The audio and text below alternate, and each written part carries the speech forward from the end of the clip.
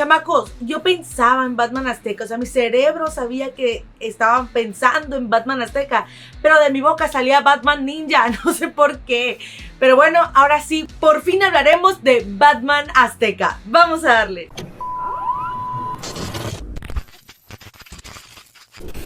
Ok, hemos tenido distintas versiones de Batman, como lo es Batman Luz de Gas, donde tenemos a un Batman en la era victoriana, también Batman Ninja con un Bruce Wayne viajando al Japón feudal, pero todas estas versiones son Bruce Wayne en diferentes líneas temporales. Incluso tenemos a un Batman que no es Bruce, sino Thomas Wayne, que este sale en el Flashpoint. Pero lo que nos trae Juan Meza León, escritor y director de esta película, es completamente distinto, porque no es otra versión de Batman ni de Bruce Wayne, ni siquiera se llama Batman. Aquí conocemos a Quetzalcóatl, un joven azteca que presencia la llegada de Hernán Cortés a su pueblo y la brutalidad de los conquistadores. Wally tendrá que viajar hasta Tenochtitlán para advertirle a Moctezuma del peligro de los recién llegados.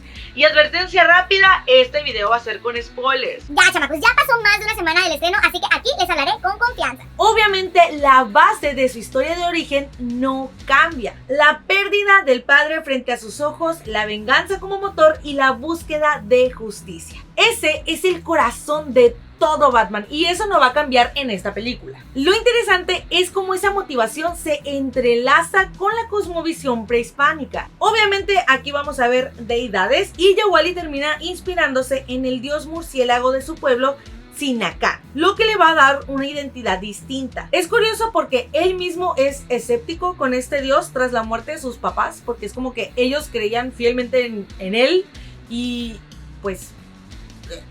Pero siento que fue más como, voy a hacer tu trabajo por ti porque yo no veo que tú estés haciendo nada. Así no veo nada, no estás haciendo nada. No sé, algo más o menos así lo sentí. Y eso, quieras o no, lo conecta un poquito más con la idea original de Batman. El hombre que decide cargar con un símbolo para inspirar miedo y al final también esperanza. Y algo que de verdad me impresionó fue la cantidad de personajes de DC que meten en esta película. O sea, tenemos a Doble Cara como Hernán Cortés, el Guasón como Joka, Gatúbela como la Mujer Jaguar, lo cual sinceramente me encantó, la transformaran en la Mujer Jaguar. Y obviamente no podía faltar el Alfred de este universo, que aquí es Akatzin, que se convierte en mentor y entrenador de Wally cuando este llega a Tenochtitlán. No manchen, soy aquí y se me lengua la traba. Alfred en todos los universos se me hace genial. Ciertamente Akatzin no es ese mayordomo elegante, pero la personalidad que tiene me encanta. O sea, es que de verdad Alfred es de los mejores personajes de DC. O sea, esos personajes geniales secundarios, porque siempre tiene, o sea, a pesar de que sea un personaje serio, tiene como ese cierto carisma, ¿saben?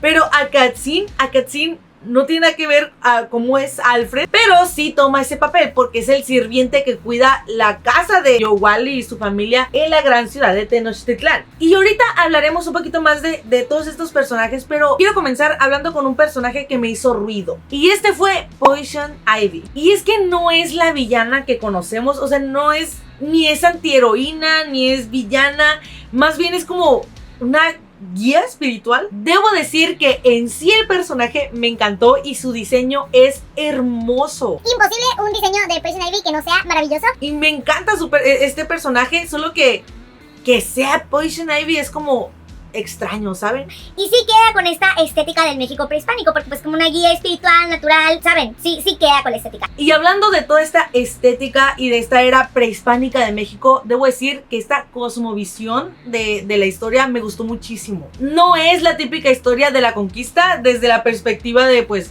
los conquistadores, sino que toman en cuenta la perspectiva de los pueblos originarios. Y eso evidentemente cambia mucho la narrativa. Tomando en cuenta que vemos deidades de los pueblos originarios de México, obviamente vemos esta contraparte de Hernán Cortés tratando de justificar su sed de poder y riqueza a través de su dios.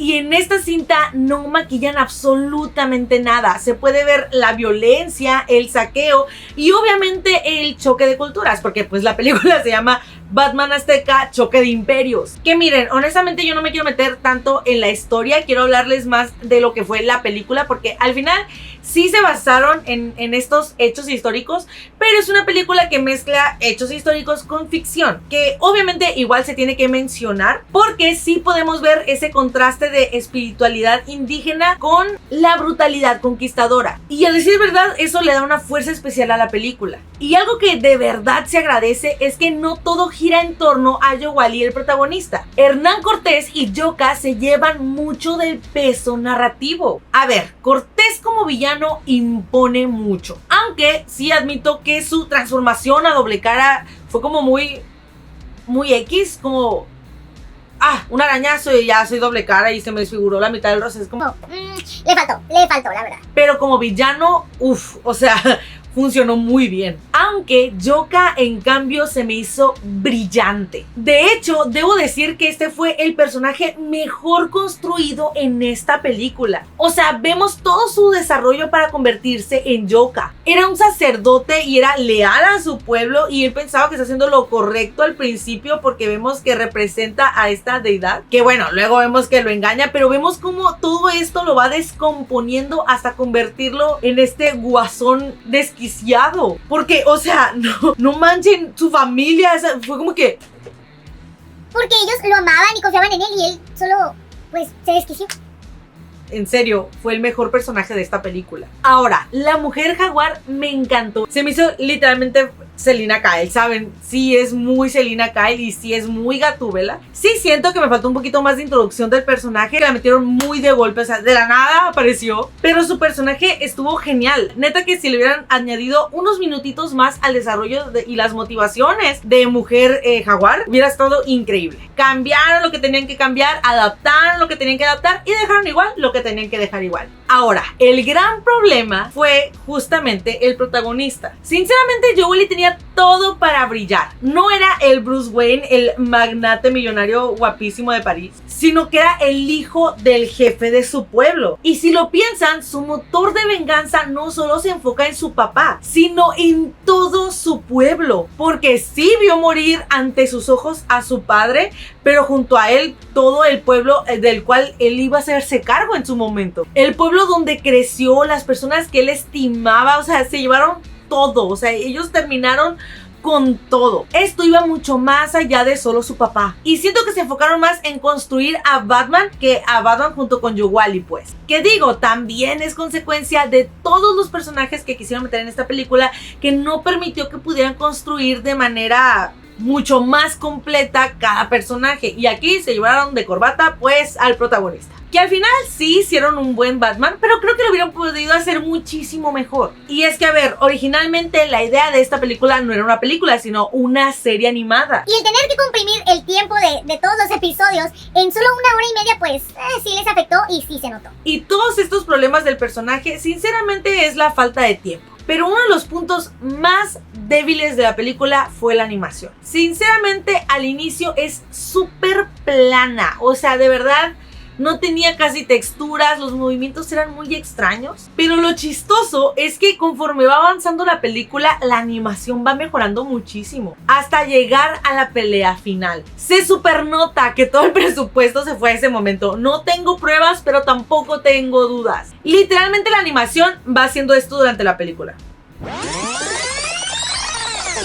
¿Saben? Así, literal. Y es frustrante porque eso demuestra que tenían la capacidad, pero no los recursos para mantener ese nivel durante toda la película. En la pelea final los movimientos se veían mucho más fluidos y durante toda la película fueron mejorando las texturas. Y espero de verdad que si continúan, le den el presupuesto que merece. Si lo comparamos con otros proyectos de DC, Batman Azteca está en un punto intermedio. Claramente no llega a películas como Under the Red Hood o La Broma Mortal, pero tampoco es un fracaso. Yo diría que sí llega al nivel de estas películas experimentales como Luz de Gas y Batman Ninja. Pero esta película tiene un valor agregado: la representación cultural. No es solo un Batman en otra época, es un Batman que surge de un dolor histórico y de una cosmovisión distinta. Y eso, la verdad, lo hace único incluso con sus fallas. Y honestamente me emocionaría muchísimo que tuviera futuro. La escena post créditos nos muestra al pingüino llegando con una máscara como de doctor de la peste, y eso abre la puerta a un tema brutal: las enfermedades que devastaron a cientos, quizás a miles de indígenas durante la conquista. Si yo dijera lo oscuro que podría ser esto, sería muy controversial, pero de verdad sería...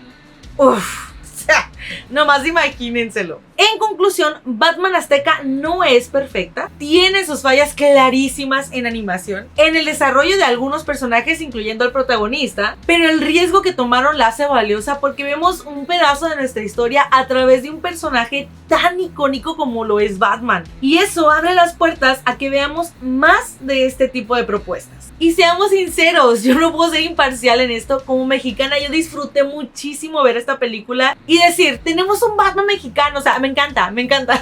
Pero yo ya hablé mucho.